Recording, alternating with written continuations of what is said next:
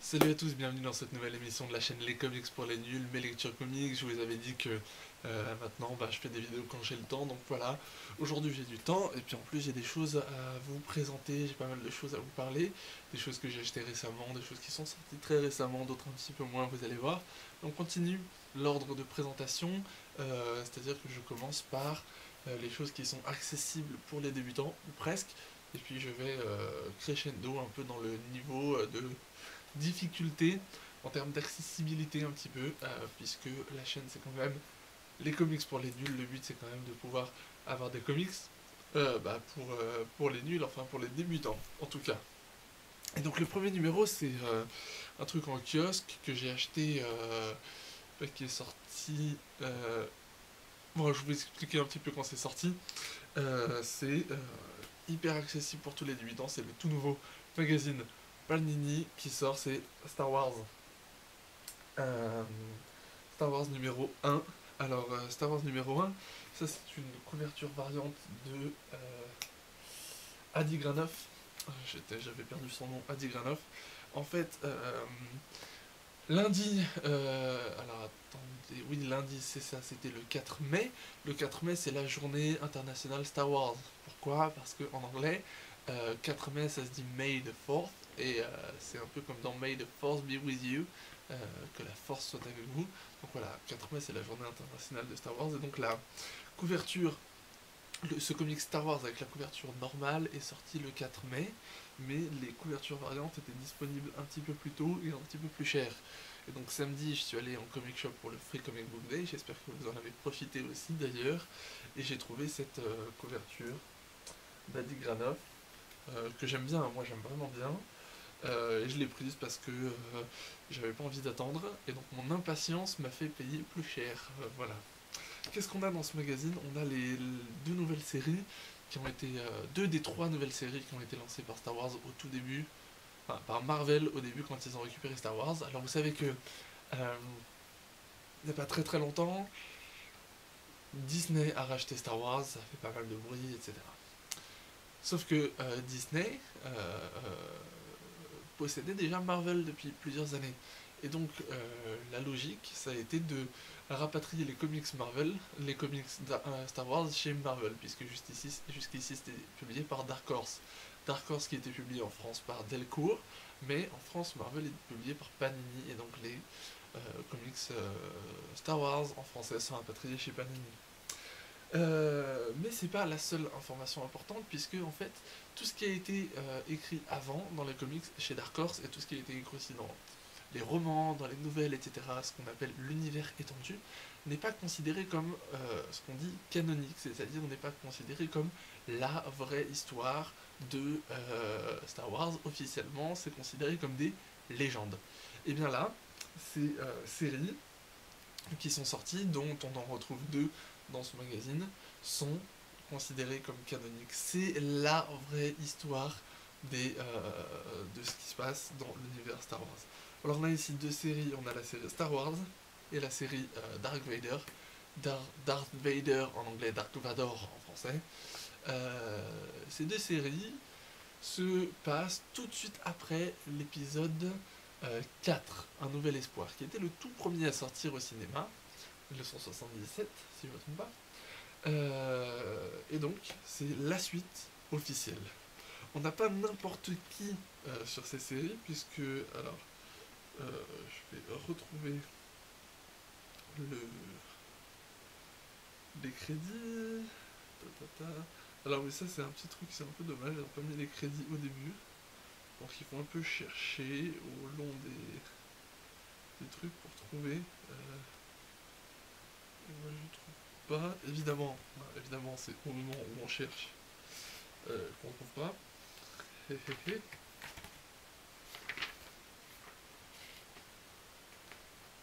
Voilà.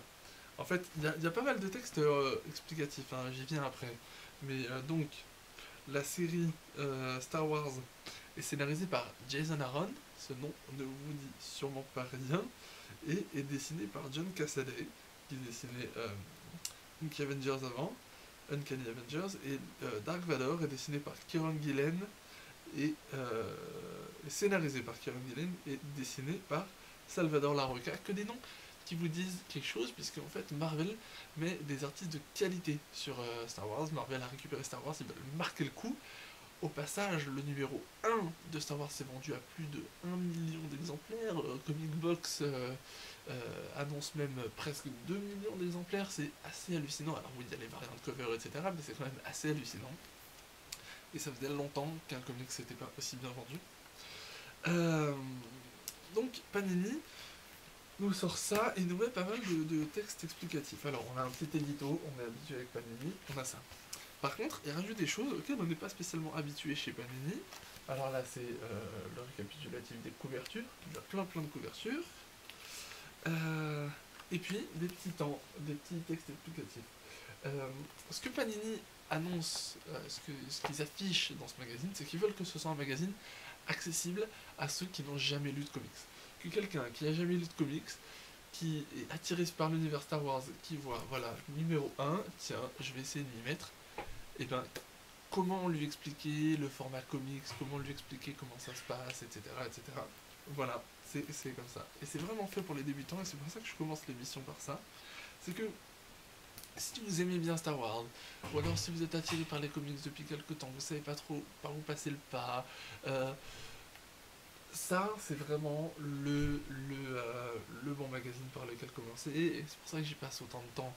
Les magazines Marvel, même s'il y a des reboots, des relaunchs, etc., il faut quand même connaître un petit peu l'univers pour s'y retrouver rapidement.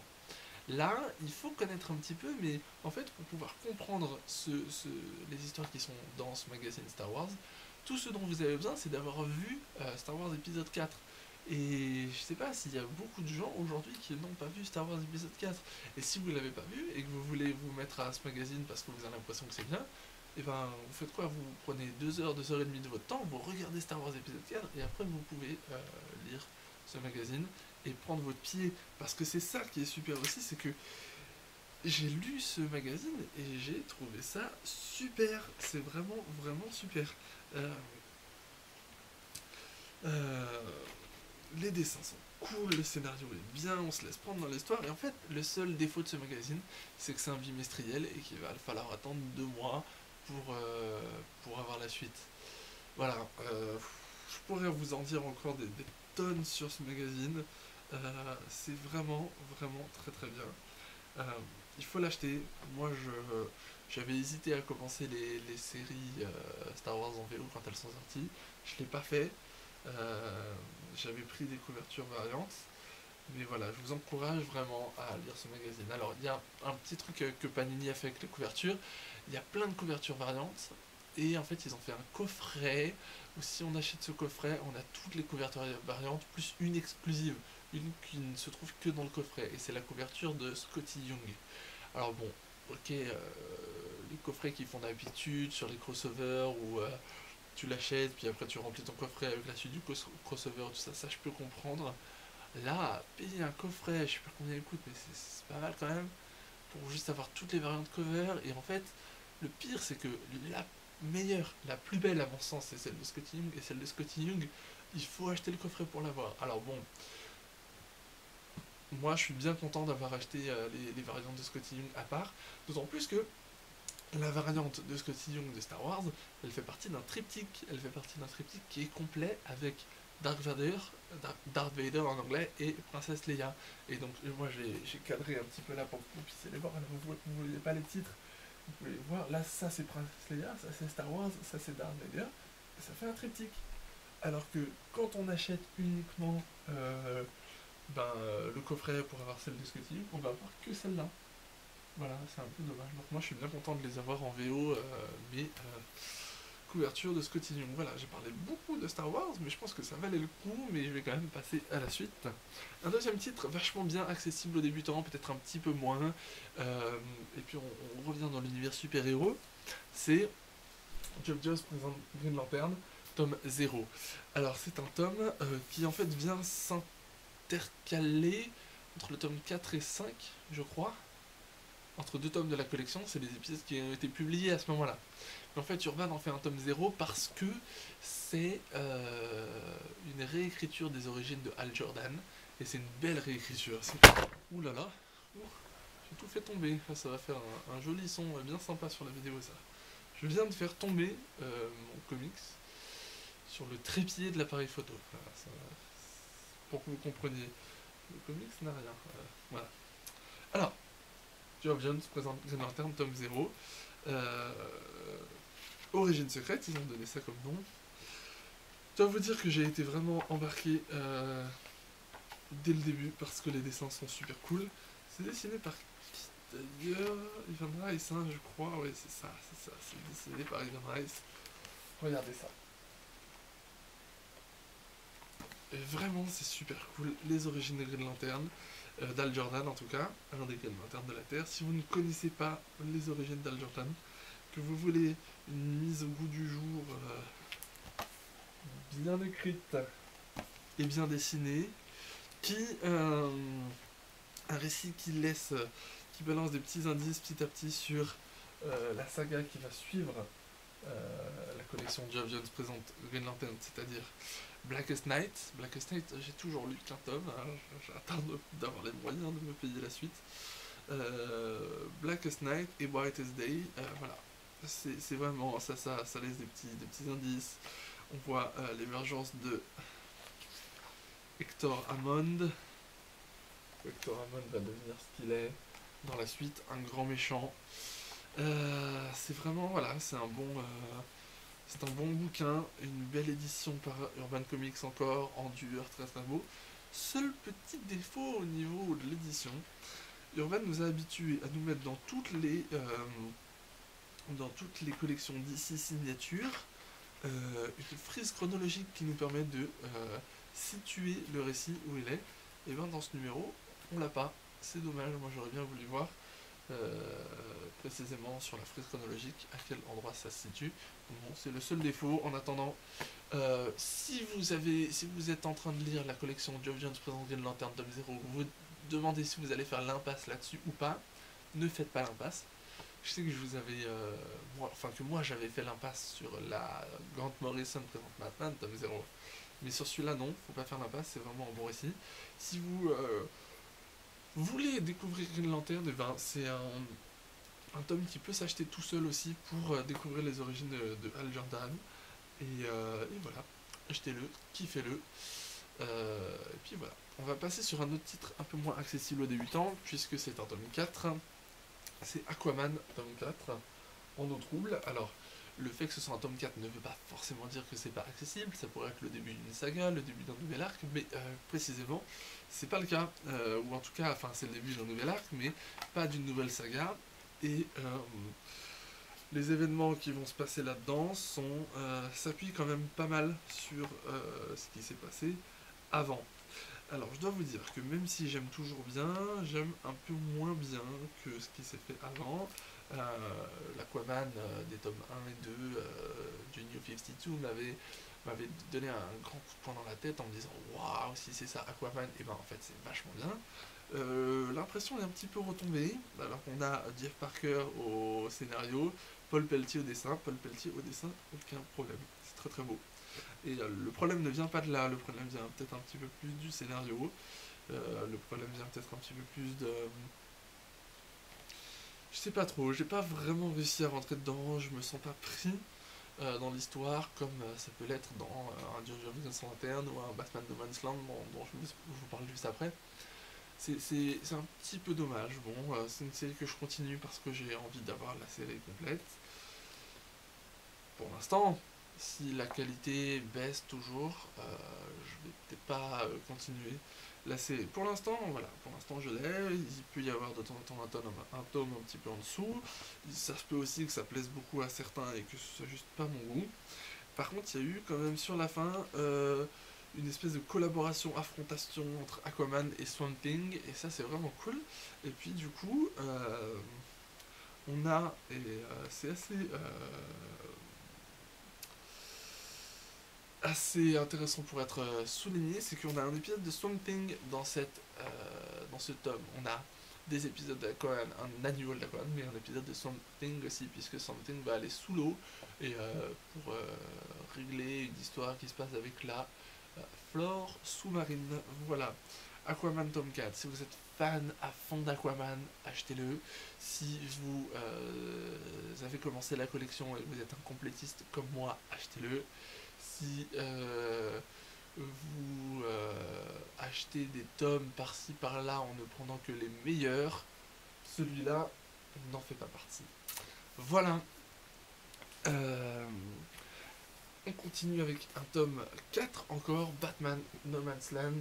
Batman No Man's Land, c'est la saga que Urban a commencé à publier. Donc il nous avait fait To Nightfall, après ils nous ont fait le Fils Prodigue, Cataclysme, et là, donc Cataclysme, c'est le tremblement de terre qui mène à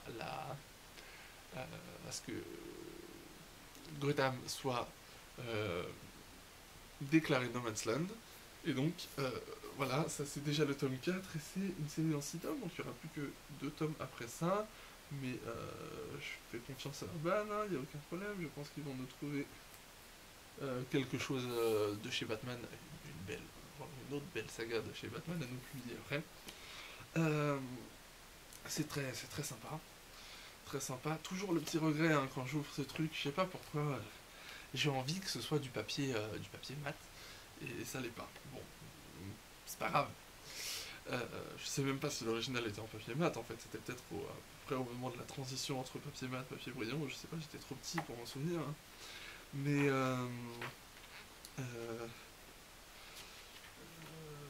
oui, je regarde la date 1999, j'avais 9 ans, je lisais plus Batman à ce moment-là. Et oui, et là il y a une frise. Voilà. Tout à l'heure j'en parlais pour le Geoff Johns présente Green Lantern, là ils ont pas oublié de nous la mettre. Donc encore un bon gros tome avec un résumé de ce qui s'est passé dans l'épisode précédent au début. Plein de choses, ça serait trop long de vous raconter tout. C'est toujours très agréable dans ces tomes-là de No Man's Land. Les dessinateurs se succèdent et donc les styles se succèdent. C'est très cool, alors c'est très marqué un peu années 90-2000. C'est sympa, moi ça me rappelle un peu l'ambiance des comics que je lisais quand j'étais petit. Je lisais surtout du Batman en fait. Et il y a des dessins sympas quoi. Hein. Ah oui, j'ai failli oublier de vous mentionner ça. C'est la première apparition d'Harley Quinn en comics. Puisque Harley Quinn a été créée par Paul Dini dans le dessin animé Batman la série animée. Et ici, au sommaire de ce tome, on a Harley Quinn numéro 1. Et donc, c'est la première apparition d'Harley Quinn en comics. Le personnage existait dans l'univers dessin animé, et bien maintenant il existe aussi dans l'univers comics. Alors je sais pas si c'est tout à fait sa première apparition, en tout cas c'est le numéro 1. Le numéro 1, alors je vais tourner une page pour vous donner ce numéro 1. Voilà. Alors, il y a Poison Ivy dans ce numéro aussi, il y a le Joker évidemment qui va vite arriver. Une histoire assez sympa où on voit les débuts de l'histoire d'amour entre les débuts du couple, en tout cas entre Harley Quinn et le Joker. Donc voilà, un super tome. Alors si vous n'avez pas lu les 3 premiers tomes, je ne vous conseille pas d'acheter ça, vous n'allez pas comprendre grand chose. Par contre, si vous n'avez pas encore commencé cette série et que vous le pouvez, je vous conseille largement de le faire. C'est une bonne série, c'est vraiment bien ce qu'Urban fait sur Batman, parce que petit à petit on va avoir toutes les grandes sagas importantes de Batman. Ouais, c'est super. Voilà, donc voilà, plus que 2 tomes à arriver dans cette collection, et puis on aura la totale. Je termine presque avec un truc qui est plus récent, que j'ai acheté samedi pendant le Free Comic Book Day aussi, c'est Thanos, la révélation de l'infini. Alors ça c'est Marvel Graphic Novel. Marvel a relancé les graphic novels, les romans graphiques, c'est-à-dire que c'est pas comme les autres que je vous ai présentés jusqu'à maintenant, ça paraît en single d'une vingtaine de pages tous les mois. Ça, non. Ça, aux États-Unis, c'est paru tel quel, sous cette forme, tout d'un coup, un format qui fait un peu penser à la BD franco-belge, et c'est un récit écrit pour être publié comme ça.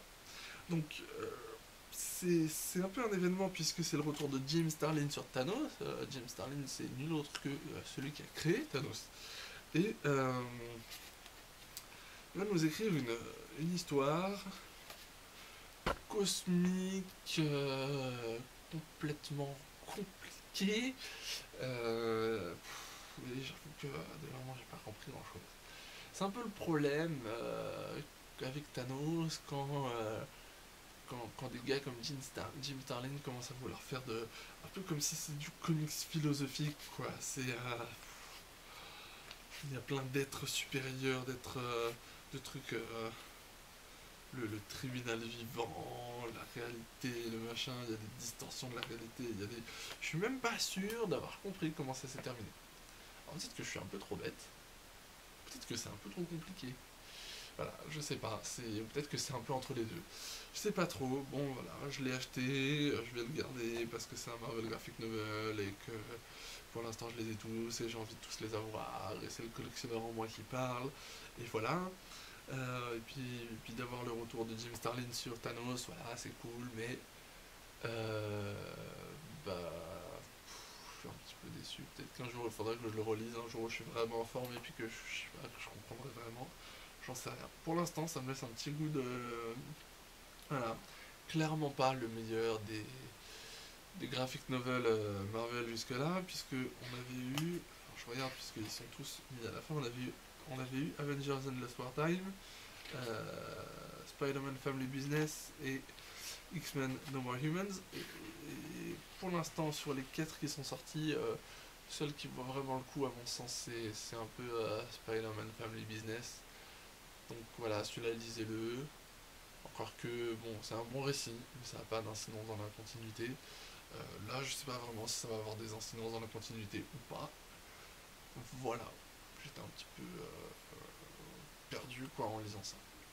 Je termine vite fait et je vais aller l'attraper là-bas. Je termine vite fait en vous signalant la sortie de Comic Box. Comic Box numéro 94 qui est sorti il n'y a pas longtemps avec plein de super articles dedans. Si vous vous intéressez aux comics, si vous voulez des conseils de lecture, si vous voulez des interviews de dessinateurs, de scénaristes, si vous voulez des articles sur la culture geek, bah, c'est le magazine à acheter quoi, c'est tout. Et en plus ils ont changé de distributeur depuis le mois dernier, donc il ne devrait plus y avoir de problème au niveau des abonnements, au niveau des livraisons en retard dans les marchands de journaux, etc. Donc voilà, Comic Box, achetez-le. Mon conseil absolu pour cette émission Star Wars numéro 1, achetez-le. Achetez-le, choisissez, alors soit achetez la couverture normale qui est un petit peu moins chère, soit choisissez la couverture variante que vous préférez. Et puis dites-moi des nouvelles parce que si vous aimez Star Wars, à mon avis, vous allez juste vraiment, vraiment, vraiment kiffer ça. Parce que c'est bon quoi. Voilà, je vous présente pas les comics que j'ai vus au Free Comic Book Day. J'ai vu qu'il y a pas mal de youtubeurs qui font ça déjà, donc je vais pas le faire. Je suis allé au Free Comic Book Day, j'ai eu plein de comics, j'ai eu presque tout ce que je voulais.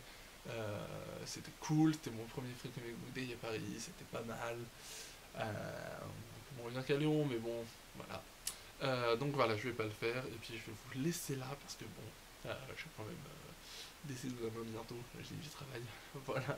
Allez, prenez soin de vous, lisez des comics, kiffez-les, et à bientôt.